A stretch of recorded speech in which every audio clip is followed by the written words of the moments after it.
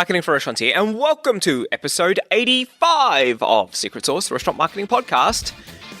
Preparing a Restaurant Business Plan, Part 2, Product. Some restaurants are quiet, lose money, and the owner works 70 hours a week. Other restaurants are busy, profitable, and the owners work a few hours a day. What's the difference? They have a secret sauce. Join James from Marketing for Restaurants as he helps you come up with your recipe for restaurant success. Your secret sauce.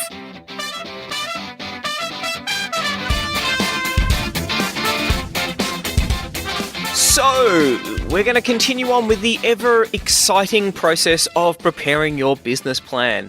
I'm being slightly tongue-in-cheek. It's not exciting, but it is probably fundamental to your chances of survival, and this is one of the big reasons why so many people never make it. Then they spend time in a restaurant trying to build the restaurant that they always wanted to have, but never actually get there because some of the things in their plan have either not been planned or they've made horrible mistakes in it. So let's try and decrease the chances of that happening with creating a half-decent business plan. So first off, in the next section, so if you haven't listened to the first one, we're basically following the bouncing ball as we go through a templated business plan that we've got for you. So next off, products and services. Now, what is the product and service that you're going to offer? And we want to start thinking about this from a big, high-level strategic point of view, as well as the really nitty-gritty of it. And I think both of those are really important to start to nail down. Is it fine dining? Is it a burger shop? Is it fish and chips? Is it Indian? What's the breakup going to be of takeout, delivery, and dine-in? And then what is actually going to be on the menu? And I think it's really important that you start to flesh out the costings for your menu as quickly as possible. Too many people don't cost out the menu, and that is complete madness because A, you don't know what you're making on each menu item, and B, front of house doesn't know what to drive people towards. In the perfect world, you'll have a couple of really sexy food porn type items that a lot of people come in and ask for, and they're going to be high margin. So you want to sell a lot of them, you want them to actually bring people into the restaurant, and you want to make a lot of money out of them. That's the perfect example.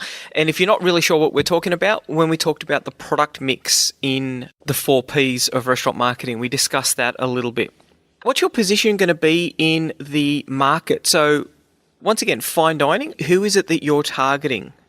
You know, too many people have this plan of, well, we're just going to be an Indian restaurant and people are going to buy our food from us because they like Indian food. That's really tough. When you're trying to appeal to everyone, then you're going to generally appeal to no one because you're so bland. Your unique selling proposition. What is it that makes you unique? Are you going to have the best burgers in the suburb? Is it going to be the hottest Indian food? Is it going to be a great family experience? Now, it doesn't have to be a super brand, world domination, unique selling proposition. It doesn't need to be anywhere near that. It just needs to be, great burgers in your local area. Because you've got to remember, food is a location-based product. It doesn't matter how good the burgers are in your suburb. I want to get something that's going to be close to where I live tonight or where I am tonight. So, too many people get wrapped up around their axles thinking that they're taking on McDonald's. McDonald's actually have a fairly different unique selling proposition. So McDonald's, they were always thinking low prices, consistency and cleanliness. If you go into a McDonald's anywhere, you know what a Big Mac's going to look like. And cleanliness, so you've got people who are on the road, or people wanting to bring their family in, they know that they're going to get a clean experience. And they were some of the things that they built their whole business around, their business model, their training, all of those sort of things fed into that. So have a think about what your unique selling proposition is going to be. Now, anticipated demand. This is always a really tricky one. And my advice to you would be halve it. Whatever you think, in the first month we'll have 1,000 people come in, well, halve it. That's a much safer thing to do. So far too many people think, well, we're going to be flat out because everyone's going to love our food. And that never really happens. And that can make a huge difference to the Excel spreadsheet that we're going to talk about a bit later. If you've made a mistake with the number of customers that you've got coming in, then that's a big problem. What you want to do, and in the perfect world, you're going to have a business plan that's actually quite pessimistic. Well, we think we're going to get 10 people in on the first night, and then it's going to go down from there. They were the ones who were curious about us opening. Then it's going to go down, and then we're going to slowly build week after week after week. And we'll only have a small number of people who are going to be return customers, and then only going to come back once a month. And you start to build in that the revenue growth, and you've got a very high marketing budget because you've got to spend a lot of money to get one person to come in and only a few of them come back. If your cash flow analysis can support that kind of business plan, then you're so much more likely to succeed, because all of the risk is on the upside, as in, we only thought we were going to get 10 people in tonight. We got 20, and we only thought that 10% of our customers were going to come back, and we've actually got 25% of our customers coming back, and we thought they were going to come back once a month. We're actually coming back once a fortnight. Now, when you're seeing that sort of change in your business plan, then everything is so much rosier because your cost to acquire a customer is so much lower. You want to be thinking about that. You want to be as pessimistic as possible with the Excel spreadsheet, because that means that you're much more likely to survive. And I've seen a lot of people who have a very optimistic set of spreadsheets, and you say to them, what if you don't hit those numbers? And they say, well, we have to hit those numbers. Well, what happens if you don't? Oh, well, we're going to fold then. And you know what? They're the guys that fold. So what's your pricing strategy? This is an interesting thing. So are you going to be low cost? Are you selling a $16 burger? What are the upsell strategies? What are the cross-sell strategies? What are the offers that you've got in there to try and get the customer to come back? Now, what's the value to your customer? This is a really interesting question because it gets to the fundamental part of what it is that you are selling. And as I always say, I don't like selling food because food's low margin. I could go to the supermarket and get a chicken and a loaf of bread and have a chicken sandwich for dinner. That's not ideal. That's not going to be really good for you. What you want to be doing is working out what the value is to the customer. So we're going to create a unique experience. So how was that experience unique? Well, it's an opportunity for them to test how hot a chili is that they can eat. Or is it an opportunity for the family to come in and have a good family meal in an environment that's not too threatening for young kids? Or are you going to put a playground in so that the parents can have some time alone? And, I've spoken about this a couple of times. There was a restaurant, now admittedly moderately poorly marketed, and I think which is why they've changed hands. But this restaurant was near us, and we went there a few times. It was quite expensive, but we went there because our kids could go into the playground and play, which meant that Tina and I could talk for 20 minutes like adults without, having to clean up food off someone who'd thrown it, or without having to arbitrate between, fights between young siblings. Well, that was the value proposition to the customers of that restaurant. And, and of course it was interesting because you could watch the kids and every now and then there'd be a bit of a fight and you get to see how your kid sort of was performing in the fight. It was kind of like a cage match for kids, which is an interesting way of putting it now that I think about it. But it was quite popular with parents who wanted a little bit of time to themselves. Now, online ordering. What is the value proposition to customers there? So do you want to provide the meal without them having to prepare the meal, without the hassles of going and eating in? And I know everyone goes, oh, but there's no hassle of eating in, it's time away. You need to understand that there's hassle. There might be babysitters to organise, there's issues around drunk driving, how long you're going to be there, what you can do.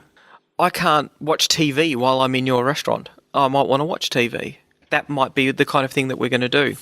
Last one I think is fantastic. What's the growth potential? And so many people, when they think about this, they go, well, I haven't really thought about that. So your growth potential is how many seats have you got there and how many times are you going to turn it and how many hours are you going to be open, because that's going to be your maximum. And then your average, revenue per seat, that's your maximum revenue ever if you run the best restaurant in the world, which, is basically full to the brim every hour that you're open. And there's very few restaurants that are like that. One of the easiest ways to increase your revenue is to open up a second restaurant. that opening up a second restaurant, that just opened up a whole new can of worms, because you now need to start thinking about the procedures that you're going to put in place to be able to effectively run the business like it's a franchise. How are you going to put a restaurant under management? That is a great question. The whole purpose of going through this business plan is to be asked great questions and to get you thinking about it. And when we talked about it last week, we said, this isn't something that you go and do in one sitting. That growth potential question, that might take you 18 months to answer. Just that one. Think about that. Now, the next part of it is innovation, and this is a really interesting one.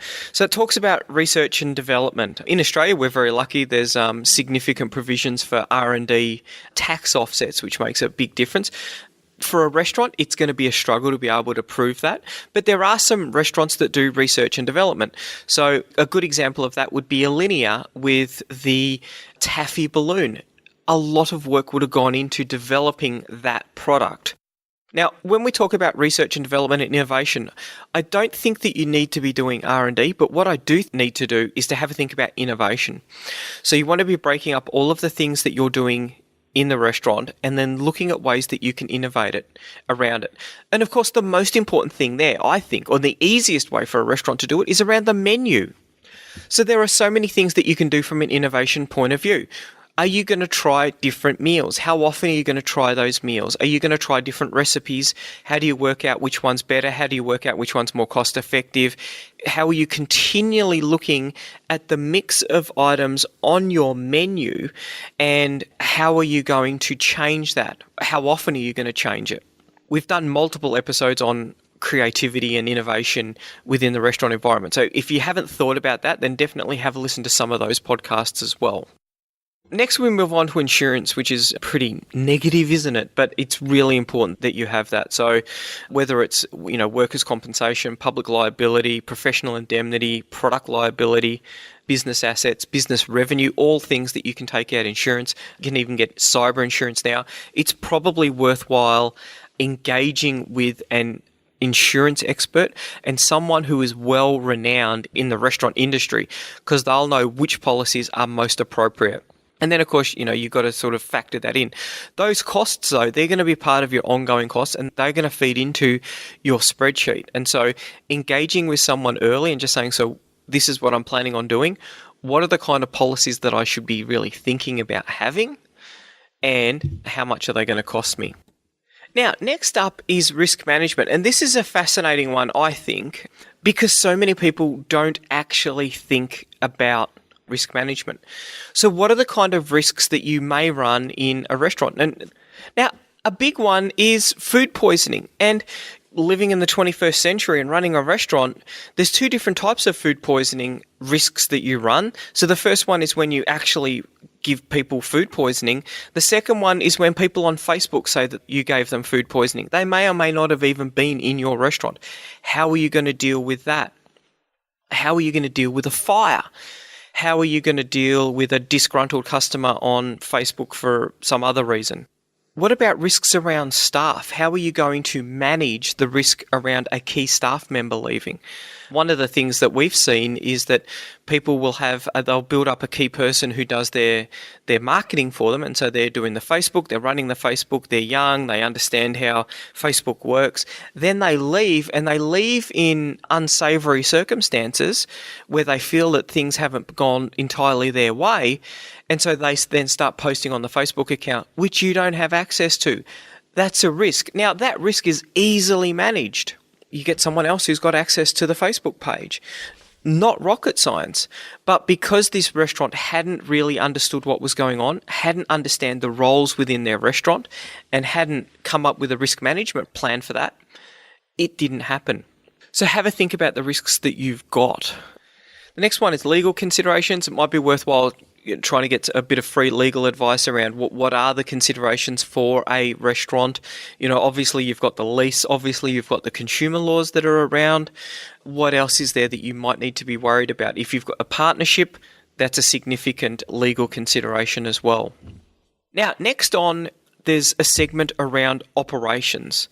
And this is one of those things that really for a restaurant is very specific, and a lot of thought needs to go into how you're going to structure your operations. And I would go back to that first thing. What is the throughput of your kitchen going to be like? Because there'll be some places where, because of the design of the kitchen, particularly when you move into a kitchen that you haven't designed, or you've designed a kitchen without a thorough understanding of what it is that you're trying to do. This might mean that if you've only got X number of burners, your throughput might be capped, which means that you're never going to be able to serve enough people in enough time to be able to feed all of the people if you're fully seated. So if you've got a 60-seater restaurant and you know that people are going to be in for, on average, two hours, and if you don't have enough burners to get out your signature dishes, which you're driving people to order, then you have got an inbuilt roadblock to profitability, which you need to think about. Are you going to redesign the kitchen? Or is that kitchen untenable with the menu that you've got? Do you need to redesign that menu? Or do you need to start again? Do you need to go and find someone completely different? I've spoken to people who've been struggling with this for 2 years, and it's only when you start asking those questions that they go, I never really thought of it like that. And that can be really quite sad because they haven't thought about the profitability. They haven't thought about what it is, how they could change their menu to be able to better increase the productivity in the kitchen. Suppliers. Who are your suppliers going to be? Now, what is it, the things that you're looking for from your suppliers? Now, and there's going to be a trade-off. You're going to be looking for convenience. You're going to be looking for timeliness. You're going to be looking for quality as well. And so you might have a range of suppliers. This is the one who's cheap that we're going to order from most of the time, but this is the guy that we're going to order from when we realize that we're going to run out of something and it's time critical that we get it. And you might have bespoke products. So we're going to order our herbs from this farm because they're going to be fresh and they're going to increase the flavor of the food. What is the opportunity? And this is one of the things I would get you to think about. What are the opportunities to linking up with your suppliers from a unique selling proposition point of view or a marketing point of view? Is there a local abattoir who sources high quality meat that you can use and then market? What about local wineries? What about local milk, local chickens, local cheese, local vegetables, all of these sort of things? Because now you're starting to build an experience for people. So this meat came from Farmer Bob and he's been producing organic meat for 15 years. The vegetables came from Farmer Joe.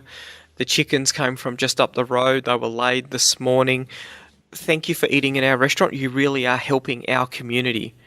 Now, some people will be prepared to pay for that experience. Some people will be more likely to come back because of the experience you've provided. And all you've done there is supplier choice. And not only, the important thing is though, you're going to make that supplier choice thing. You need to tell customers about it so that they actually understand what it is that you're doing. Now, plant and equipment. So if you're moving into an empty shell, how are you going to finance the plant and equipment that you're going to need? So obviously that kitchen stuff can be quite expensive. The fit out in general can be quite expensive. How much are you going to spend on that? And how are you going to pay for that? It's highly unlikely that you're going to spend all of that money in one hit and pay for it in cash. You're much more likely to lease your equipment. So what equipment do you need? Is that actually aligned up with your menu? Have you thought about the design of the kitchen so that you can maximize productivity and people not getting caught up all over themselves? What about the fit out? How are you going to pay for the fit out? In general, I think that you want to be spending as little in the fit out as possible because of the fact that it's high risk and far too many times. And so one of the ways that you can do this, of course, is to get a place where the restaurant's just gone bust. You've got to always think about it. If a restaurant's gone bust and the owner's scarpered on the landlord, then he's got two choices. He can gut the place at his own cost, or he can put another restaurant owner in there. Now, this is a really cheap way of getting access to a really high quality fit out, is if the restaurant's gone bust, you take it off the landlord, you put it under new management, sign out the front door, you get a better chef, you put a better menu in, you do some better marketing, and you're off to the races with a much better chance of success. The interesting thing is that restaurant might have been perfectly viable apart from the fact that they spent $300,000 on fit out, which they just could never get back, and they were never able. That was the thing that made the difference. If you're not funding that $300,000, then how much easier is life for you? Because not only do you need to fund the borrowings on that 300,000, you also need to start repaying it. And if you're aiming to do that over 10 years, that's 30,000 a year. So that's quite a lot. And that's before you make interest repayments. So have a think about that. What other equipment is there that you're going to need? Computers, POS systems, all of those sort of things. Inventory. How much inventory are you going to have? And of course, for restaurants, this is really difficult because some of your inventory is going to be perishable. Some of it's going to be highly perishable, which means that you've got to get multiple orders per week. So have a think about, how much inventory you're going to need, because how much is that going to cost? That's a big thing. And where are you going to put it? Because if you've got too much, then you might not be able to store it anywhere. And that the area which you're storing your inventory, that is taking away from seats that you could be making money out of. So you don't want to be storing too much stuff. And of course, it's dead money. It's the amount that you can turn over your inventory. Now, particularly, have a think about this. This is where it starts to get scary. Have a think about if you are selling wine. Then you've got a wine cellar that's full of wine. How many bottles have you got in there? How often are you turning those over? And in our How to Create a Wine menu, that was one of the things, is that you want to be turning over your inventory fairly quickly. The quicker, the more profitability you're making it out of your wine investment. So that's something that you need to think about, your inventory. And once again, you want to get a good grip on this because that's then going to feed into your profit and loss estimates and your balance sheet. Now, what technology is it that you're going to use? And this is a question that far too few restaurants really put any thinking into. So the first thing is, you want to be thinking about your website.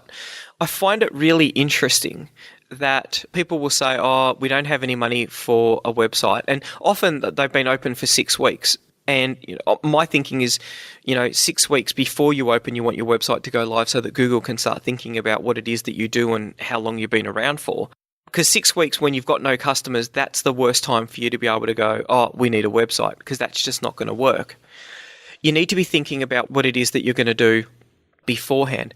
But they'll often say, well, you know what, we spent $300,000 on fit out and we don't have any money for a website, so we'll just take a $1,000 website. It's like, well, okay. What we're trying to do is to try and get a return on your $300,000. Because I always say, just imagine that you spent $50,000 on fit out or $100,000, and then you spent $200,000 on marketing. And there's no restaurants out there who spend $200,000 on marketing because it's impossible to spend that in your first year. Well, it's not impossible. I'm sure you can find a marketing consultant out there who will help you to spend it. But that is a massive Facebook. It's a all singing, all dancing website.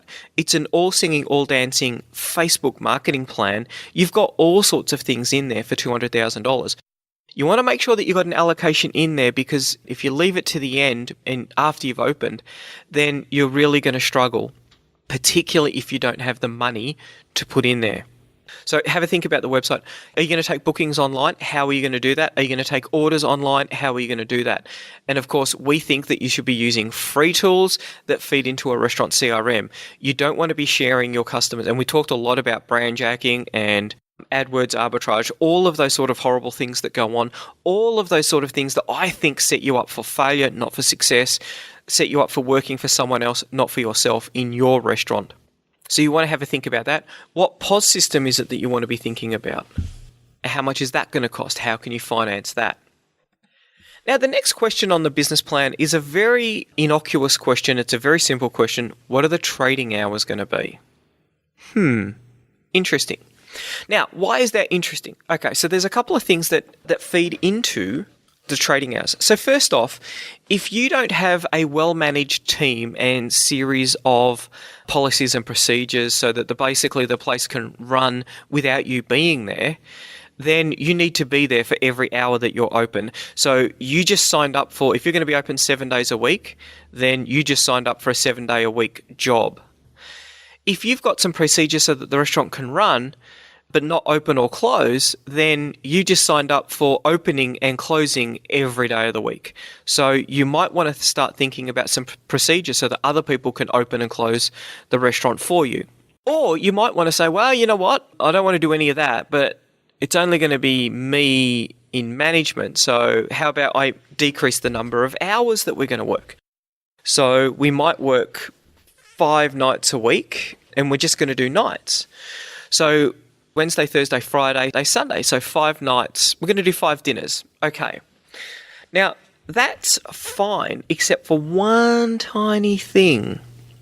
You pay your lease 24/7. If you don't pay your lease 24/7, then what you need to do is you need to pay more of your lease over the times that you're open to trade. So what do I mean by that? So let's just say that your rent is $4,000 a month. If you're open every day, that means that you're spending $129 a day on your lease. If you're only open for 4 hours, then that's $32 an hour for your lease. So the first $32 of profit every hour goes to your landlord. If you're open for 8 hours, that comes down to $16. Now, if you're only open for 5 days because you want a 2-day weekend, then your lease, that $129, all of a sudden that becomes $184. And if you're open 8 hours, it's $23 an hour. The first $23 of profit goes to the landlord, not for you. And if you don't make $23 in profit by the time you've taken out the wage costs and all of those other costs in your food costs, they're the 2 big ones. If you're not making $23, then that backs up because you've got to pay your landlord. So in the perfect world, you'd be open 24/7. And that's why some restaurants are open 24/7. They're actually spreading their lease over every hour of the day that they are open. The $16 an hour that we were talking about, that goes down to just over $5 an hour if you're open 24/7. Now, you've got to be in a place that has the ability to trade 24/7. But if your lease is $5, that means that in a profitable hour, it's not that hard. You only need a couple of customers in to pay the rent. You only need a couple of customers in to pay the rent.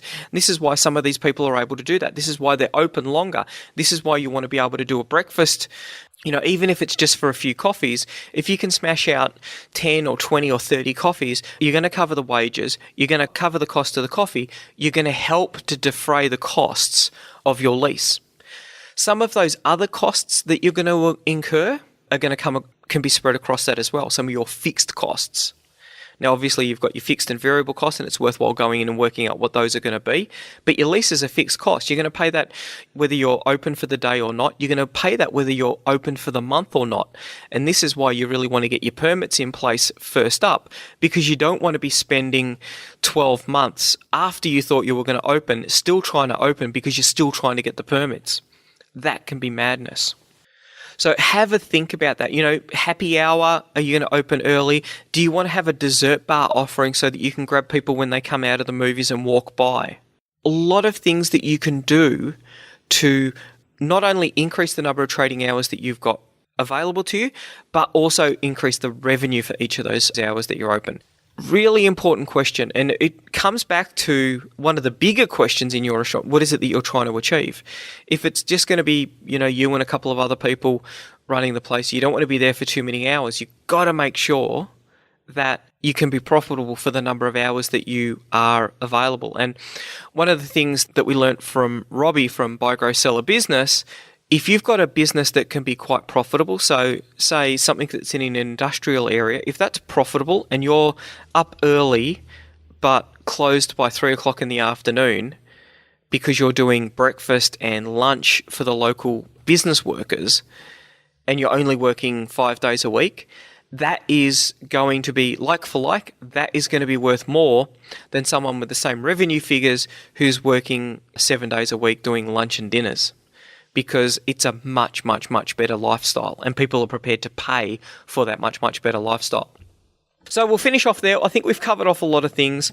What I really want to do with this is to just give you a couple of things to think about as we go through that. Too many people don't think about what technology they're going to use. They just start using Just Eat because everyone else is using Just Eat, and before you know it, there's 13% off the top of every order that they're taking. Too many people don't think about the trading hours. Yeah, and the sad thing about the trading hours, I'll just go back to that because it is so important. You might plan on doing a dinner every night. That's your dream.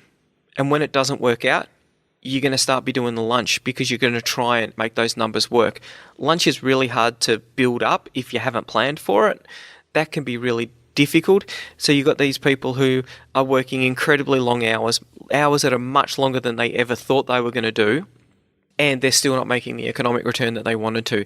They certainly don't have the restaurant that they wanted, the restaurant that they hoped for when they started. So some important things to think about, and that's why I think it's really important that we cover off on this, although I know that this isn't the most exciting topic ever. So that's about it. We're going to come back next week with another one, and we're going to start looking at some other interesting areas that you can start to really differentiate yourself and set yourself up for success when you are opening or trying to save your restaurant. Have an outstanding day. Bye. Want more customers for your restaurant, cafe or takeout? Every month, our marketing tools and information are used by thousands of restaurant owners just like you to help them find more customers and turn them into repeat customers. All of our tools and information is designed specifically for restaurant owners. We know you don't have a lot of time to spend marketing or learning complicated procedures, so our tools are quick and easy to use. If you're looking to increase your revenue and profits or want to work less hours, check out marketingforrestaurants.com.